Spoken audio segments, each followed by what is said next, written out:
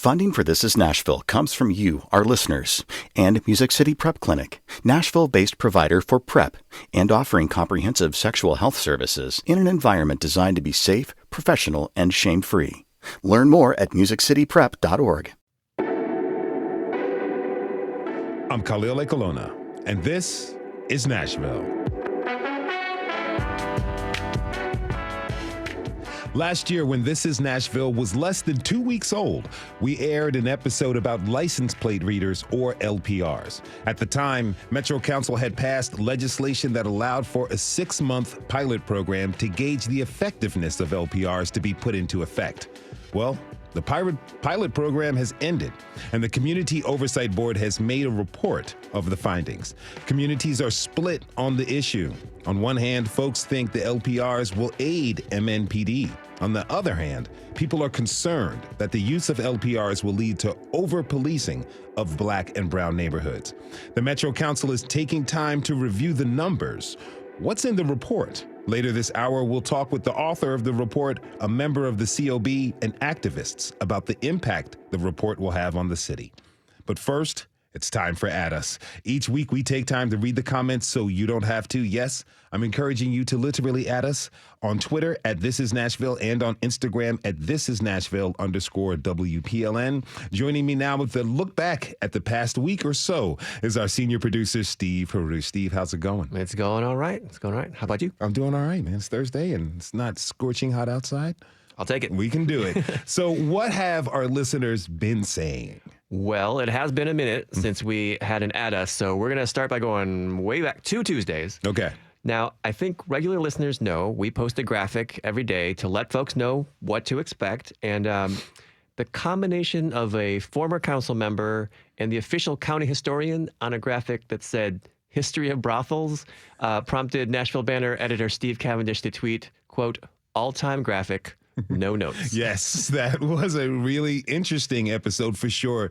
Writer Rachel Louise Martin also reacted with a tweet, quote, "When I give downtown history tours, it feels like every building we pass, I say, and then this became a brothel. It turns out I should add a few more spots on my list," end quote. Yeah, the tour is getting a little longer, right? And just a little peek behind the scenes here. Rachel has actually been in our studios before to be a guest on Here and Now over in Boston, the magic of radio as it happens with the technology we have. But Yes.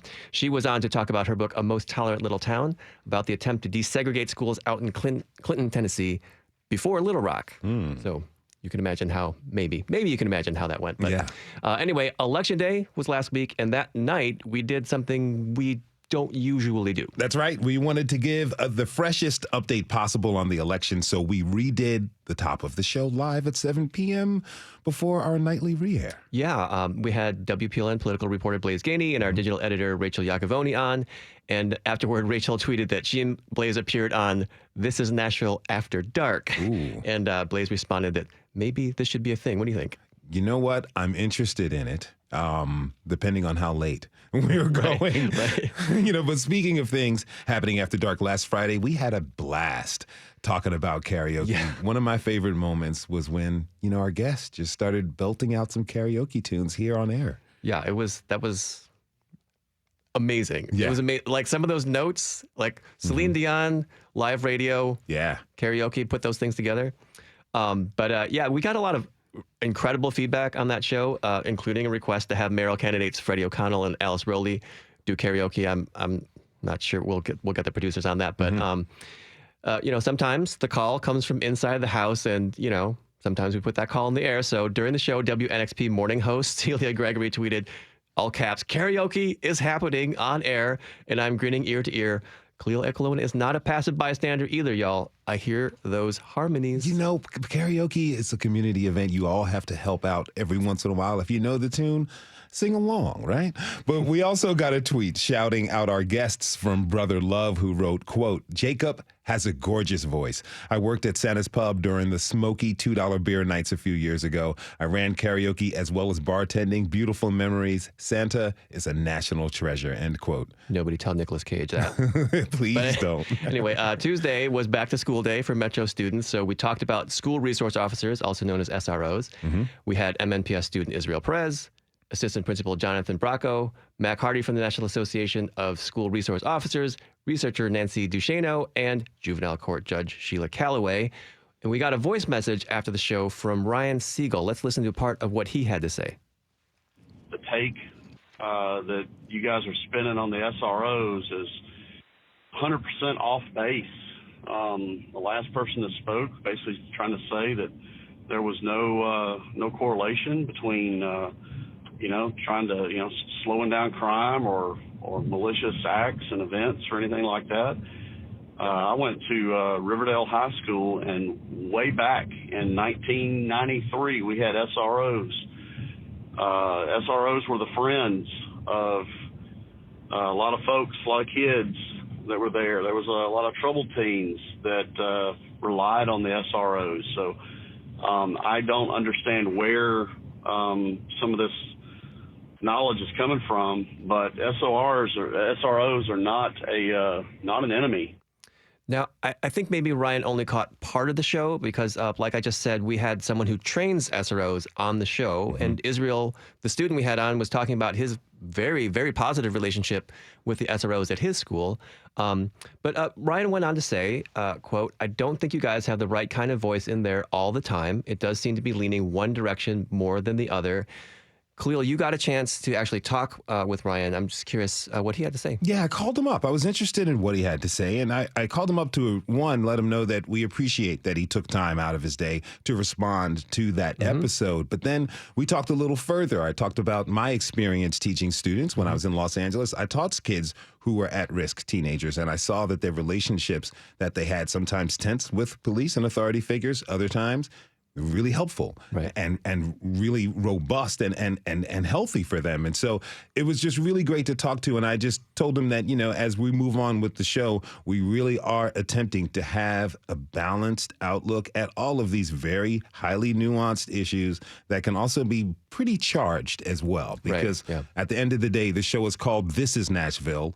We're all Nashvillians and Middle Tennesseans. So I think we're uniquely poised to have these conversations where people can just voice their opinions, and then we walk out with respect. Yeah, and then let us know afterward. I mean, that's why we have this segment. So that we can respond to that feedback and let people know what others are thinking as they're listening. Exactly. And, during that show, Judge Calloway noted that the role of SROs has changed since their surge in popularity post-Columbine. They were once mostly there to discipline and arrest, but now there's a shift toward them being more of a resource. And that prompted a tweet from Jeffrey Sheehan. He says, I'm all in favor of adding these kinds of resources to build healthy connections between students and society. But if we began a fresh search for people to provide those supports instead of arresting children, I'm pretty sure we wouldn't start by calling the police, end quote. Yeah. We also got an email from Gil Boylston, who wrote in part, "I thought it was one of the best programs I've listened to at WPLN since moving to Murfreesboro last November." Thank you for that. "I really appreciated the different viewpoints that your guests brought to the program. The fear that small children have of the police presented by one of the guests really concerns me. And it's understandable. Given what's going on, it's really no surprise that police at school equals bad things are happening. Maybe this would be a time for SROs to interface more with the younger children. I believe that children are..." Okay, it's not the karaoke statement. Teach them well and let them lead the way. That's awesome. Well, yesterday's show wasn't karaoke either, but it did feel like a celebration. It was all about remembering the life of the Room of the Inn founder, Charlie Strobel. Yeah, I think it's, for me anyway, it's hard to think of anyone more beloved in this town than Charlie. That really definitely came across. Someone who goes by the handle January tweeted, "Was his parishioner years ago, such a man, Father Sunshine, no better man ever," end quote. Yeah, I mean, when your nickname is Sunshine, I mean, yeah, that kind of says it all. But that was really beautiful yesterday. Yeah, it was an honor to talk with everyone, to honor that man's life. And it's an honor to work with you. That is our senior producer, Steve Harouche. Thank you for this roundup, Steve. Of course. And don't forget to add us on Twitter and Instagram. Let's keep the comments coming. You can fill out our community survey to let us know what topics you want us to cover at thisisnashville.org. Super easy and quick, and it helps us produce our shows, with your needs and interests in mind. We have to take a short break. When we come back, we'll take a look at the numbers inside the COB's report on license plate readers. And what's your take on LPRs? You can join the conversation by tweeting us at This Is Nashville. We'll be right back.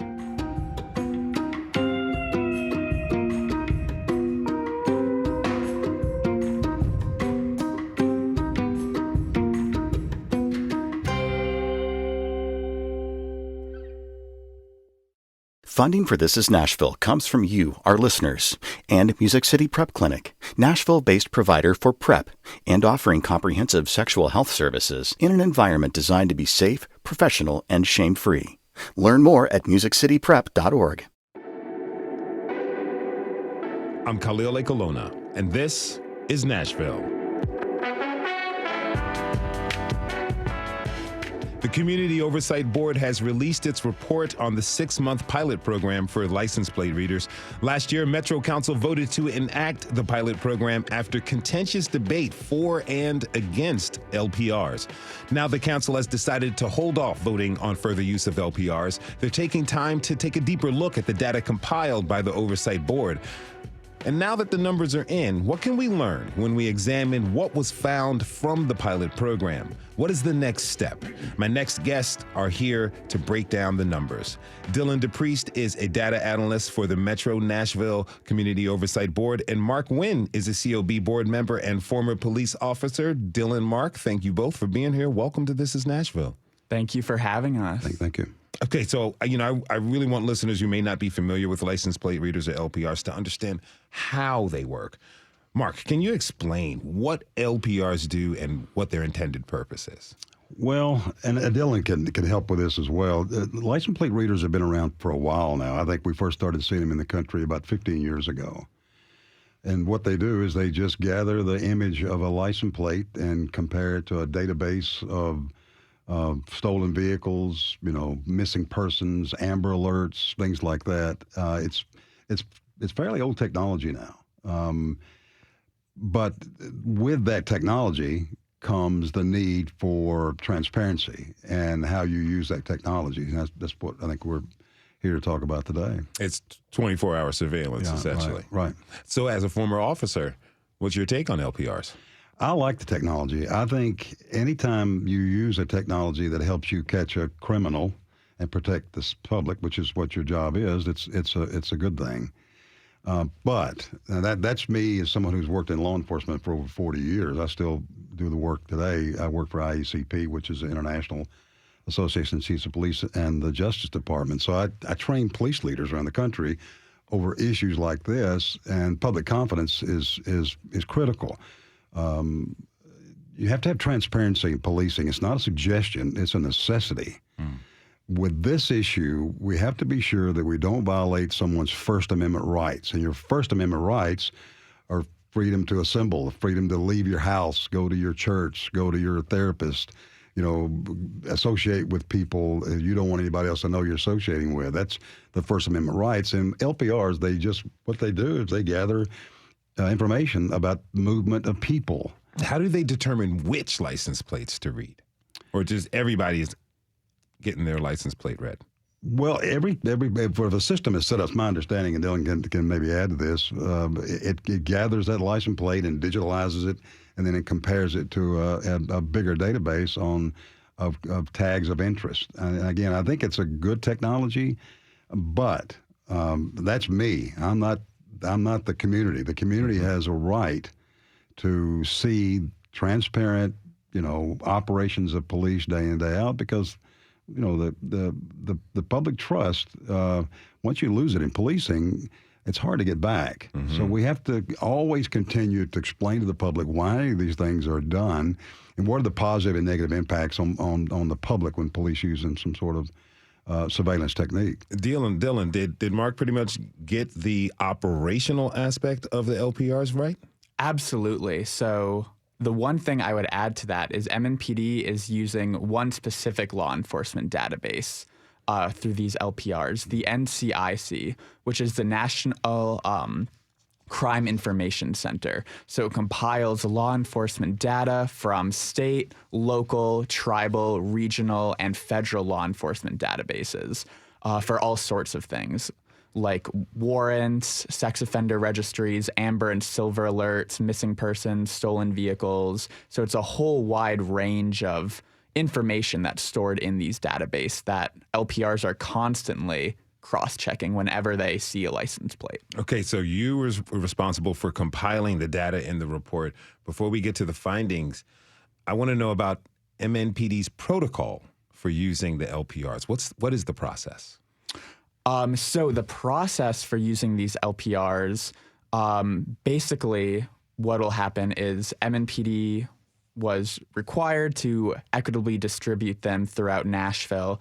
And then once they actually started getting reads and getting informations, what happens is whenever an LPR reads a license plate going through it, if that gets cross-examined through the NCIC and it results in a hit, then at least 2 MNPD officers who are trained in LPR technology have to physically verify it, that it's a verified hit, and then they send it to the LPR program administrator, who then also physically verifies it. Once all 3 of those conditions have been met, it is then sent out to dispatch for law enforcement action. So there's a decent amount of steps that actually go into the follow-through from when a car actually gets its license plate read versus when enforcement actually could happen if it's a verified hit. Well, tell me this. You mentioned that they were mandated to be equally distributed throughout the city. How were they? Like, where were they placed around the city? Yeah, so basically, MNPD split Nashville into 4 different quadrants based on compass rose directions, so north, south, east, and west. And from there, they said that they distributed them based on crime hotspots or policing hotspots. But what we've seen through the data is that predominantly all the LPRs were placed in overwhelmingly non-white and low-income areas. In all 4 quadrants of the city? Yes. Why did they decide to do it this way? Was it because of the policing hotspots reason? That's what we've been told. So at the Public Safety and Transport Council meeting on August 1st, in their presentation, that is what MNPD listed as their reason for why they were placed there. So what were the numbers for each of the various quadrants? Yes, so I actually have the full report here as well if you all want to look at it. But what we've seen is throughout the pilot program, there were about 1,300 verified hits across all 4 quadrants. And roughly about 43% of those all took place in one quadrant specifically, which was Quadrant A, which covers parts of North Nashville, East Nashville, and Madison. Mm-hmm. All right, so what does that tell us about the hits and how the hits were acted upon? Yeah, so that tells us that predominantly this LPR activity is also taking place in these concentrated areas, with, again, about 43% of hits taking place in this Quadrant A. However, when we look at law enforcement action, so the follow-through from these verified hits, we see this disproportionate distribution increase even further. And roughly about 70 to 75% of all the law enforcement action from LPRs also took place in Quadrant A. What was MNPD's reasoning for why Quadrant A got so much more follow-up action than any other quadrant? So the reason that we got was that because the LPRs were more concentrated in Quadrant A, they were able to establish direction of travel better, is what we've been told. And I can only speculate on why, certain verified hits were followed through versus why others weren't, since I don't, I'm not the one in that chair making those decisions. But, I would stress that the reason why so many of them were concentrated in this one area, to which they were able to follow these directions of travels better in this quadrant, should be examined further. Mark, you're a former police officer, so, I know you're not making the decision, but take me through a little bit of the institutional thinking real quick and help us break this down. If there are hits in all of the quadrants in MNPD, why are they really focusing on this one area in Quadrant A? I can only speculate. It's flow of traffic. It's number of calls officers respond to. It's reports of crime. Crime analysis is not a real exact science. I mean, you have to constantly review day in, day out crime trends. You have to manage that with staffing and patrol. I mean, there's a lot of things that go into it. I don't know exactly why. I mean, but here's the thing. The bottom line for me is, as a member of the oversight board, someone in oversight or representative oversight needs to be in these conversations when these decisions are made, where the cameras are placed, the methods, the protocol, the policy, because the oversight board is the voice of the community. It's really an opportunity for the community to say, okay, we'll use your technology. We agree that it's a good thing to have, but we want oversight to make sure there's no discrimination, there's no bias, there's no prejudice, there's no adverse impact on the community that it's supposed to protect. Where the cameras are placed, that's up to the police department to explain to the community why and where they place these instruments. All right. So the LPRs, they're gathering information, every car that passes Right. and that it captures. The data has to go somewhere.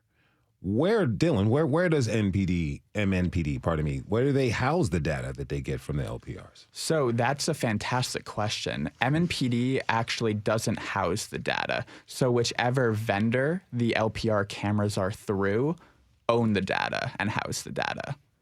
What type of security problems could that cause potentially?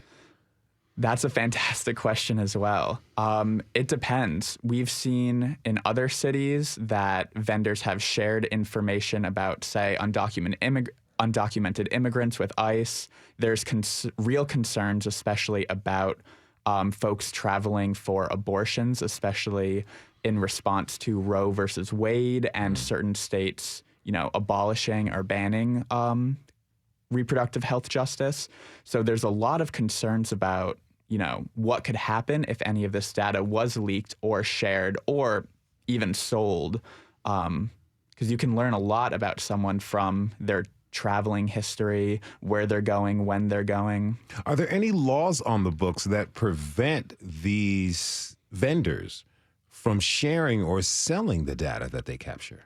It absolutely depends on the vendor. Some have a lot stricter protocols and some have a lot looser protocols. Flock Safety, for example, is one of the potential vendors that at least I've seen with my own eyes that MNPD has put in the city. And that one tends to have higher security. I believe that might be the only vendor too where MNPD actually would be the arbiters over that data. Mark, as a member of the Community Oversight Board, is this something that you're going to kind of ask that MNPD consider going to a vendor with much tighter and higher security protocols, even having MNPD house them? Well, I'll leave that to the chair of the board and the director of the board to make those recommendations.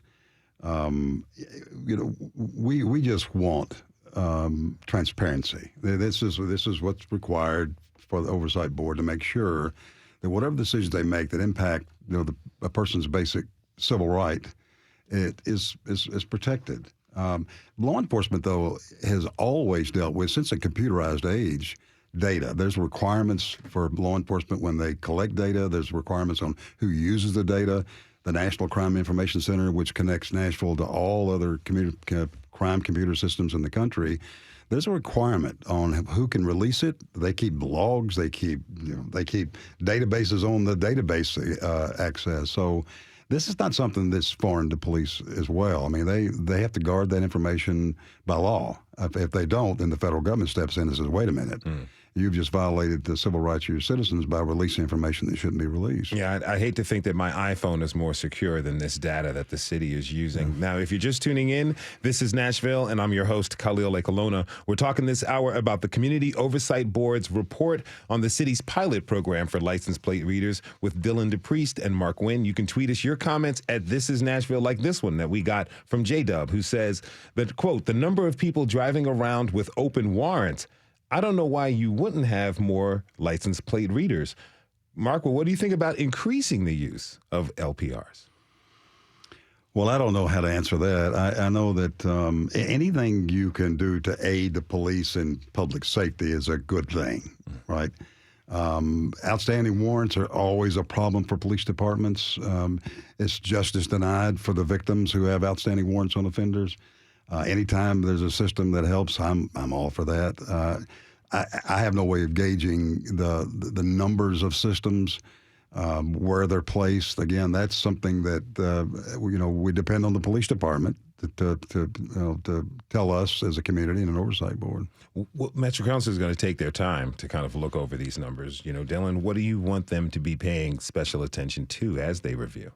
I really want them to pay special attention to, again, where the predominant activity and locations of these LPRs are. I think, like Mark was saying, LPRs can be, an effective tool for helping MNPD, fight crime and catch folks who have open warrants.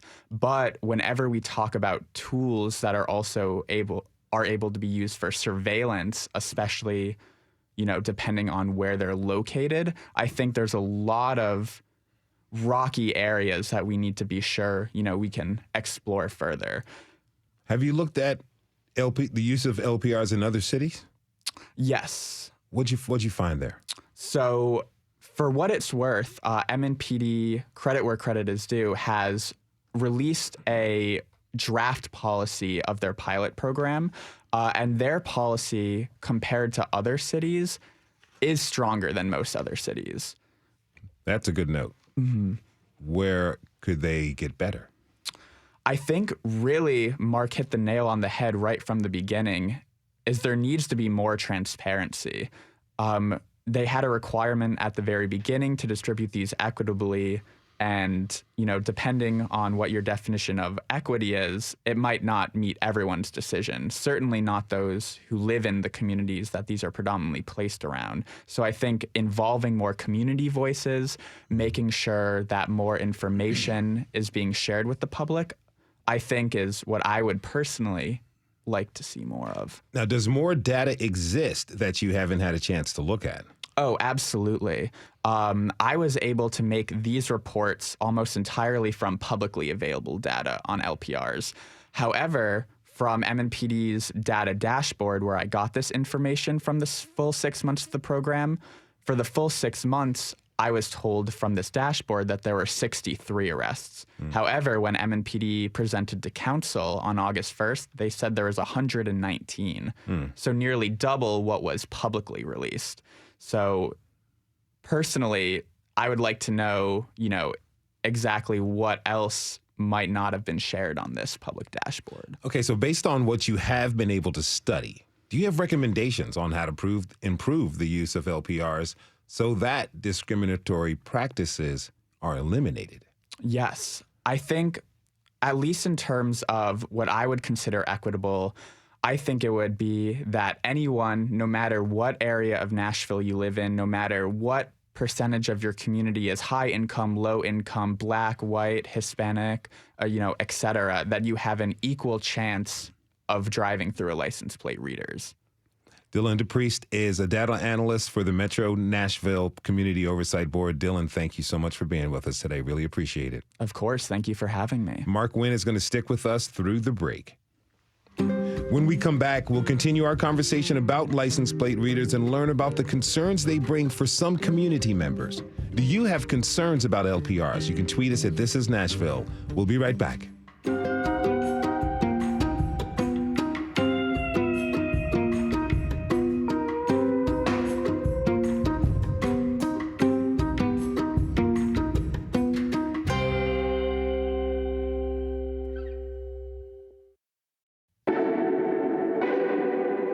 I'm Khalil A. Kulona, and this is Nashville. The Community Oversight Board's report on the city's pilot program for license plate readers has been released. Now, before the break, we learned about some of the data and what it means. Now, let's get to perspective from some community members who have concerns about the program. Luis Mata is a policy coordinator for the Tennessee Immigrant and Refugee Rights Coalition, or TIRC. Luis, thanks for being here. Absolutely. Thanks for having me. And Reverend Davy Tucker Jr. is pastor of Beach Creek Missionary Baptist Church and the president of the International Ministers Fellowship. He's also a part of our show about LPRs last year. Reverend, thank you for joining us. Welcome back. Thank you. Okay, so we reached out to MNPD to be a part of the conversation, but they could not be here with us today. So, we heard about the breakdown of the data compiled from the COB's report. Luis, what's your reaction to what was discussed? Yeah, absolutely. So I think, plain and simple, our city works best when we all have opportunities to feel safe and to participate, right? And what we know is that for months, for years now, we've been saying that massive data gathering and excessive surveillance practices like license plate readers only serve to undermine the rights of citizens and non-citizens, right? All of us in the community, and only serve to erode that trust. And quite frankly, what we heard from Dylan and Mark, right, was that we've seen from the report that it's disproportionately targeting Black and brown communities. Reverend Tucker, what's your reaction? Very, very similar. I'm also the executive director of the Metro Human Relations Commission, which has a interest in this, in that our goal is to help promote and protect the safety, health, security, peace, and general welfare of all Nashvillians. And I was at the council debate, and I heard what the council said, and MMPD said that they would not place them in overwhelming areas of people of color or even by class of poor people. But it turns out that that did not happen. And so it's concerning in that the technology is neither good nor bad. It's just the technology. And as Mr. Wynn had said earlier, it's been around for quite a while. But how are we using it? Initially for me, you have major intersections such as I-65 down at Brentwood, going either way, whole bunch of traffic. Try getting in and out of Green Hills if you just need cars. But to leave from where my church is and travel on Trinity Lane to Gallatin Road and to run through 3 of them, that's a bit concerning. I know trust is a big issue between police and Black and brown communities. Mark mentioned that earlier. Does that further erode your trust? Yes, and I think Mark is dead on in that transparency is necessary to develop trust. You can claim to have trust, and the minute something happens, the community will let you know. The overwhelming vote for the COB was a statement of, if it was not a statement of a lack of trust, it was at least a concern about trust, in that the city overwhelmingly said, yes, we need somebody to look over what you do. Now, Luis, talk to me about some of the specific concerns from the immigrant community when it comes to LPRs. Yeah, absolutely. So for us, we've been extremely outspoken about this for years because we know firsthand that federal immigration enforcement agencies will stop at nothing to expand their data gathering, right, and their surveillance of our communities, our immigrant and refugee communities. We've seen countless examples of Immigration and Customs Enforcement, or also known as ICE, using these infrastructures to track our communities, right, whether that's tracking where we live, where we work, where we travel. We know that it's these systems have been disproportionately used to and weaponized to harm our communities and putting them at risk of the consequences of not only the criminal legal system, but the deportation system and putting our people into the deportation pipeline. And that's the reality, right? It's that we don't know what happens after these infrastructures are put in place, right? Especially given the fact that, going back to that trust and that transparency part, there's a lot of questions still in the air, and there's no safeguards, there's no restrictions that could possibly stop ICE from accessing the data. And that's what we have been for years now trying to make clear, right? That even though this Well, I understand that last August, the Metro Council passed legislation that restricts Metro's ability to use data from LPRs to assist with immigration enforcement.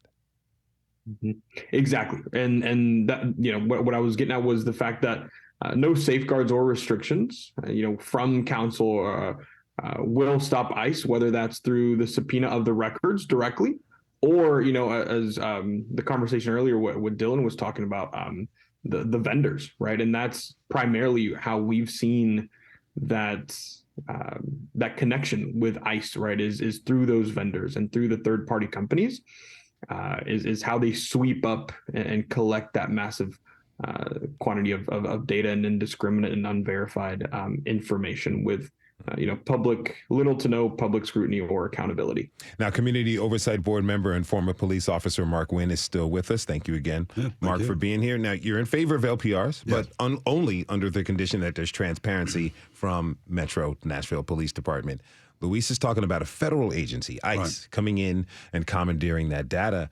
Does that raise concerns for you? No, let me tell you, I spent a lot of time around the country training police and interpersonal violence crimes. And one of the things that's a concern is that when you have a stereotype or a bias against an undocumented immigrant, it reflects in their reporting. And here's how the impact is.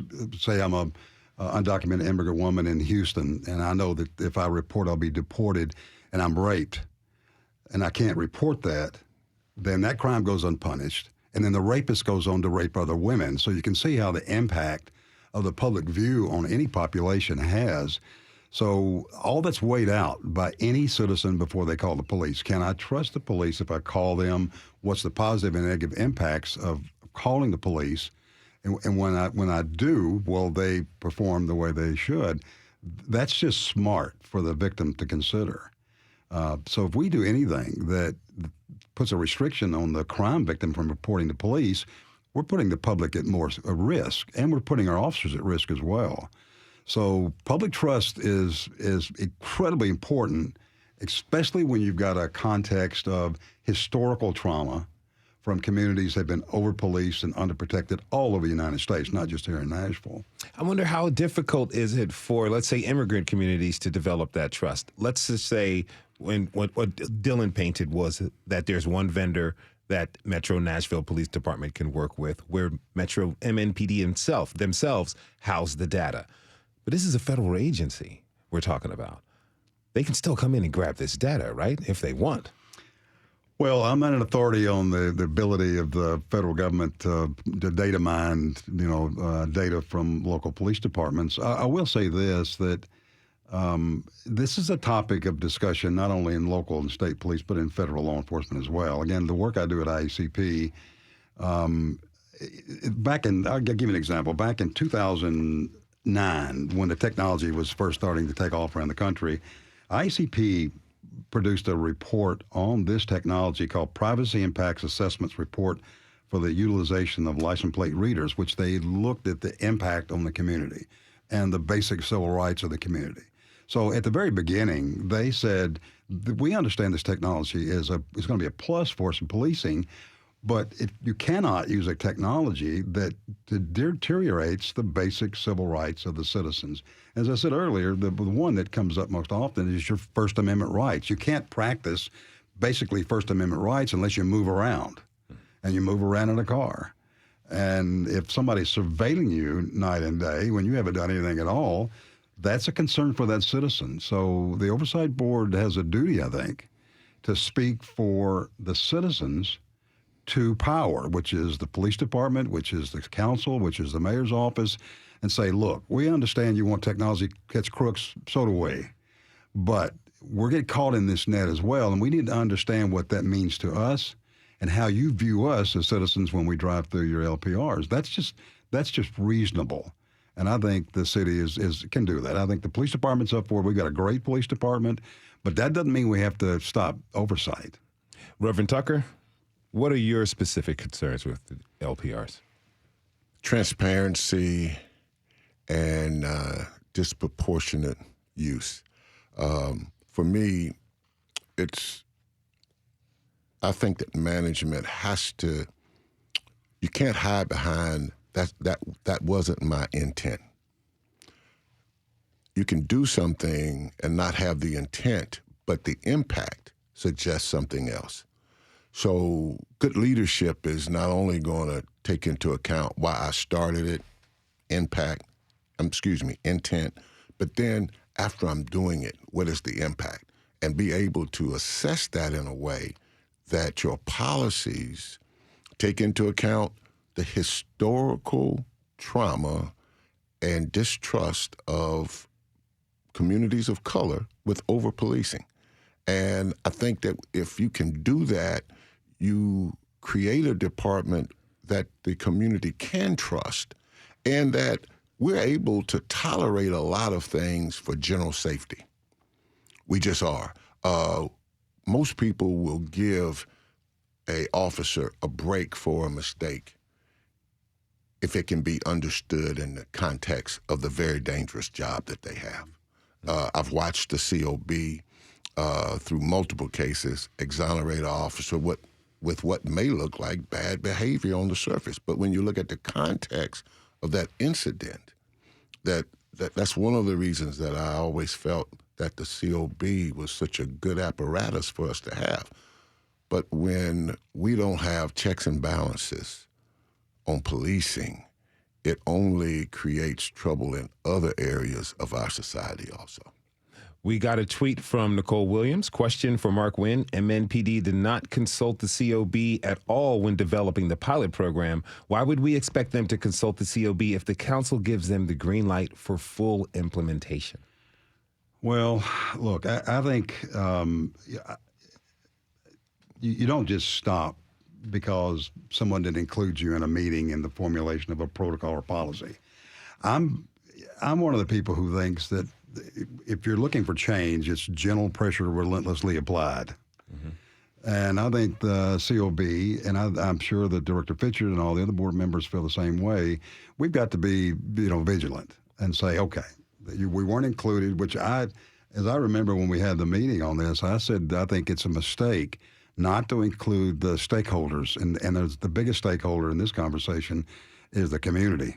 Not just the community, your community, my community, our community. Mm-hmm. And for us to have respect and trust in the system, whether it's the sheriff or the police or the courts, we've got to have a voice in that. So this is an ongoing conversation, and my hope is that eventually that the community's oversight or the mayor's oversight, or whichever you want to call it, will be in those meetings when they make these decisions that have a direct impact on the citizens in this city. It goes back to the trust that Reverend Tucker was talking about. Now, Luis, do you feel like immigrants, communities, do you feel like they've been included in the conversation? I don't think that they've been included, and I think that it goes back to that transparency part of the community input and equitably disseminating the information to our communities, right? And I think we can all agree, right, that we all deserve safety, right? But the bottom line is that public safety includes the safety of all of us, right? Not just some. And Black and brown communities have been very clear that license plate readers are not public safety for us, right? So if this is truly about the safety of our communities, then it would prioritize the needs of all communities and center the voices of all people, immigrants, refugees, Black, brown, who are disproportionately going to be harmed by this infrastructure. Now, when we first did the show on the topic last year, we were joined by Gina Coleman from the Hayes Park Neighborhood Association. She told Metro Council earlier this month she and her neighbors raised money to buy LPRs in response to a spike in violent crime in 2020. Let's listen to her comments. We had a big drug bust. We had shootings. We had neighbors whose car windows was being shot out. We had screen doors that were being shot out, houses that was being shot into, innocent people being affected. And we came to you asking for your support for the LPR cameras that we were willing to pay for. I mean, there, Gina makes it pretty clear that some Nashville residents want LPRs. And these are Nashville residents who are members of the Black and brown communities we're talking about. What they want is a reduction in crime in their neighborhoods. I think we all can agree on that. If LPRs can be used properly to help to that goal, why not use them? Reverend Tucker. I think that's the question that goes back that, again, for me, is context. The council, I believe, voted him down 3 times. This was a consolation prize for the 6-month pilot. While I can understand that their placement in certain areas for a particular period of time may be okay, but there ought to be a standing agreement between the community and the police. This is how they will be used. When issues show up, this is how we will resolve them. I've heard folks say, well, disproportionate doesn't mean discrimination. Well, yada, yada, yada. Again, the historical over-policing of black and brown communities has to be considered in any present and future policing philosophies. You have to take that into account.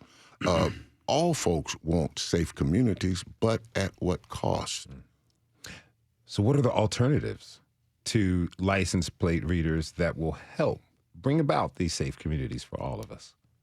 Well, I think sometimes we have to look at public safety beyond policing. I think you look anywhere around the world, abject poverty always has more violence. There's more exploitation.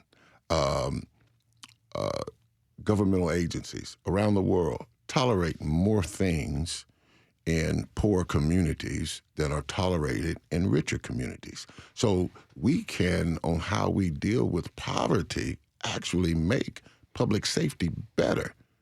So it's a both and type proposition. Public safety must be more than policing. Luis, do you have alternatives in mind? Yeah, I think Reverend Tucker said it perfectly, right? I think that we need to expand our view of what public safety means. And as I was mentioning earlier, right, public safety means safety for all of us, right? And I think that it begins by making real and solid investments for our communities, right? Community services, community resources, support. That doesn't include additional and mass surveillance. Mark, pretty soon, Metro Council is going to be coming to a decision and a vote on whether we keep these things around permanently. What do you want them to be considering? Well, there's got to be a strong auditing system in place. I mean, that's just not me. That's the what's considered the gold standard in police management, in our country, is you implement a process and then you audit it to see the impacts on the community. There's got to be a forum for the community to say, we don't want this system or we want this system. The police have to justify it. And look, I don't think that anybody thinks that we're asking the police to divulge secret information about ongoing criminal investigations. They can't do that. I worked in homicide for years. There's certain things you cannot tell the public. But this is different because it impacts everybody who moves about in public. So there's got to be an auditing system there. And this is me. I've worked on both sides of this. I'm in favor of the police. I think we've got a great police department. But in order for us to keep that great police department, the public has to trust that agency, which means someone from oversight or someone in the community has to take a look at all these things the police do that has an impact on day-to-day life in this city. Now, Reverend Tucker, we know that this is Metro Council's decision to make, but we've got a mayoral runoff coming up. They definitely can influence that decision that Metro Council comes up. What do you want the mayoral candidates, Freddie O'Connell and Alice Rowley, to be considering as we move forward with this? To move past the political rhetoric that shows up during election time, even the false narrative that Nashville is a crime-ridden city. Through the own documentation, it's actually lower than it has been in other times in our history. So we have to tell the truth about what the situation is. Are there issues of crime? Yes, there are. A great example is the proliferation of the guns that are showing up amongst juveniles. The answer is not going to be locking up juveniles with guns when they know that if I hit 10 cars, I'm subject to get 4 guns. The state has a responsibility in that, of making guns so easy to get their hands on. And so in the same way, community policing has to start with the community, sharing with the police their concerns, and the police seriously listening to them. I want to thank my guests, Reverend Davy Tucker Jr. with Creek Missionary Baptist Church, Luis Mata with Turk, and Mark Wynn with the Community Oversight Board. Thanks to you all for being with us. Really appreciate it. Thank you. And thanks to you for tuning in this hour. This is Nashville is a production of WPLN News and Nashville Public Radio. Today's episode was produced by Rose Gilbert. Our senior producer is Steve Harouche. Michaela Elias is our technical director. Elizabeth Burton handled the live tweeting for today. The masterminds behind our theme music are Larange and Namir Blade. You can listen back at thisisnashville.org or wherever you get your podcasts. And the conversation doesn't end here. Tweet us at This Is Nashville. Find us on Instagram and tell us what you want from our show by filling out our quick survey online. This is Nashville. I'm Khalil A. Colonna. We'll see you tomorrow, everybody. And be good to each other.